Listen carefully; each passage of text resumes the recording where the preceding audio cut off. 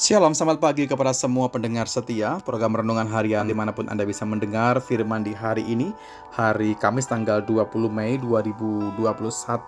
Saya akan akhiri dari apa yang saya sampaikan beberapa hari ini mengenai persiapan kita untuk menikmati kehidupan yang kekal. Tentunya apa yang saya maksudkan adalah kehidupan di sorga. Nah, ada sebuah anugerah Tuhan yang Dia berikan kepada kita untuk Anda memiliki sorga. Jadi sekali lagi, sorga kita dapatkan bukan karena perbuatan baik kita, tapi semua karena anugerah Tuhan. Anda perhatikan baik-baik dalam 1 Petrus pasal pertama ayat 3 dan keempat. Terpujilah Allah dan Bapa Tuhan kita, Yesus Kristus, yang karena rahmat-Nya yang besar telah melahirkan kita kembali oleh kebangkitan Yesus Kristus dari antara orang mati kepada suatu hidup yang penuh pengharapan. Ayat 4. Untuk menerima suatu bagian yang tidak dapat binasa, yang tidak dapat cemar, dan yang tidak dapat layu, yang tersimpan di sorga bagi kamu. Amin. Buat firman Tuhan. Tentunya kalau kita melihat bagian firman Allah ini, jelas sekali bagaimana menyatakan bagi Anda dan saya, terpujilah Allah, terpujilah Bapa Tuhan kita di dalam Yesus Kristus, yang karena rahmat-Nya yang besar. Poin 1, rahmat Tuhan yang besar, anugerah Tuhan yang besar, kebaikan Tuhan yang besar, yang telah melahirkan kita kembali di dalam kebangkitan Yesus Kristus. Yang dimaksudkan adalah kehidupan yang baru. Orang yang dibangkitkan adalah orang yang mengalami hal-hal yang baru, dan Yesus adalah kebangkitan bagi setiap kita atas orang mati, atas kematian dari dosa, karena upah dosa adalah maut, tapi kasih karunia Tuhan, kehidupan yang kekal dalam Tuhan adalah berkat bagi setiap kita yang percaya kepadanya. Alkitab menjelaskan kepada setiap kita untuk mencapai satu hidup yang penuh dengan sebuah pengharapan. Saya ulang kembali, di dalam Tuhan ada pengharapan bagi setiap kita. Mungkin hari ini ada hati-hati yang mulai hancur, ada pribadi-pribadi yang mulai tertunduk, ada orang-orang yang mulai patah semangat. Dengar saudaraku, ada pengharapan di dalam Yesus, karena Dia memberikan sebuah pengharapan bagi Anda supaya kita tidak binasa, tapi kita bisa memperoleh kehidupan yang kekal di dalam sorga. Ayat 4. Inilah yang Dia lakukan untuk menerima suatu bagian yang tidak dapat binasa.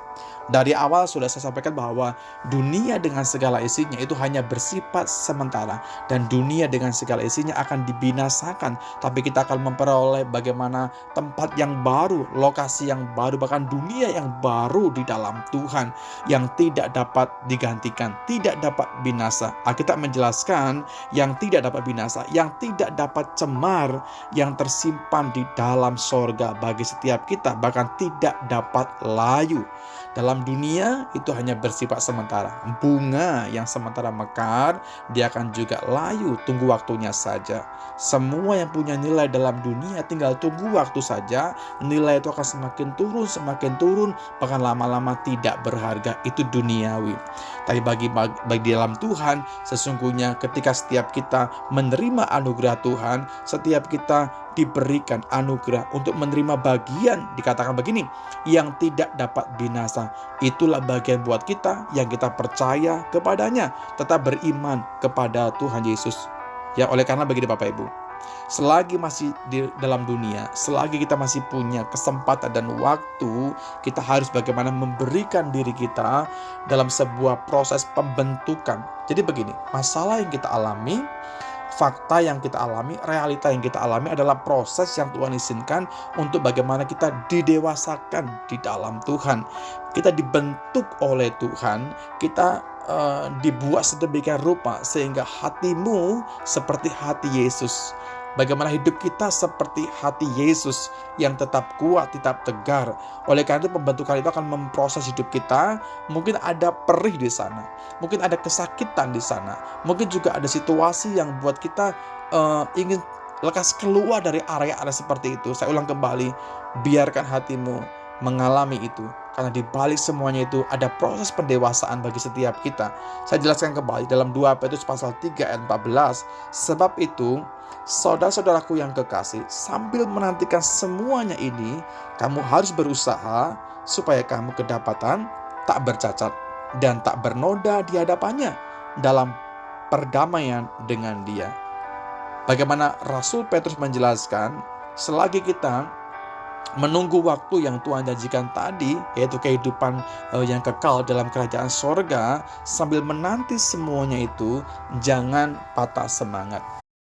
Kita masih punya kesempatan, kita masih punya waktu untuk memperbaharui kembali komitmen setiap kita. Tentunya lewat kasih karunia Tuhan. Kita menjelaskan supaya kita kedapatan tidak bercacat, tidak bernoda di hadapan Tuhan. Kamu harus berusaha dengan sungguh-sungguh. Saudaraku saya kasihi, sekali lagi bahwa mari kita mempergunakan hidup kita sebagai persiapan untuk mendapatkan kehidupan yang kekal di dalam Tuhan. Lewat jalan yang kita percaya kepada Yesus, jangan pernah kita meninggalkan kepercayaan itu. Apapun saja yang kau alami hari ini, tetap percaya kepada Tuhan. Sekali Yesus, tetap Yesus. Jangan terpengaruh dengan hal-hal yang lain yang dapat saja membinasakan kita, yang dapat saja menjauhkan kita dari kasih karunia Tuhan. Tapi hari ini, ketika masih punya waktu, punya kesempatan, biarlah kita mau pakai semakin hari, semakin melekat kepada Tuhan, semakin setia kepada Tuhan, dan mengerjakan apa yang Dia perintahkan bagi setiap kita. Tuhan memberkati. Mari sama-sama kita berdoa. Terima kasih buat beberapa waktu yang luar biasa. Kami bisa belajar dari bagian firman-Mu tentang bagaimana kami harus mempersiapkan diri kami sebaik mungkin ketika Tuhan datang bagi setiap kami. Tuhan, kami bersyukur hari ini kami masih bisa bernafas. Kami bersyukur masih punya kehidupan, kesempatan yang Tuhan masih bentangkan buat kami. Kiranya waktu-waktu yang bisa kami lewati ke depan adalah waktu-waktu di mana kami bisa mengisinya untuk hal-hal yang menyenangkan akan hati Tuhan. Baik itu pengudusan, kehidupan yang serupa segambar dengan Tuhan, itu menjadi fokus kehidupan kami ke depan. Kami tinggal dalam dunia, tapi kami tidak menjadi sama seperti apa yang dunia perbuat. Biarlah kami juga mempunyai karakter seperti Yesus yang selalu penuh dengan belas kasihan, mengerjakan perintah Bapa sepanjang hidupnya. Terima kasih Tuhan buat hari ini.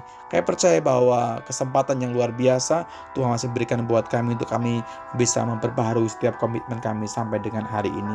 Demi nama Tuhan kami Yesus Kristus kami sudah berdoa dan menaikkan syukur. Amin. Selamat pagi semua pendengar setia, dimanapun Anda bisa mendengar firman di hari ini. Saya bisa menyapa semua saudaraku. Ya, selamat pagi, selamat beraktivitas di hari yang baru, dan Tuhan memberkati kita semuanya.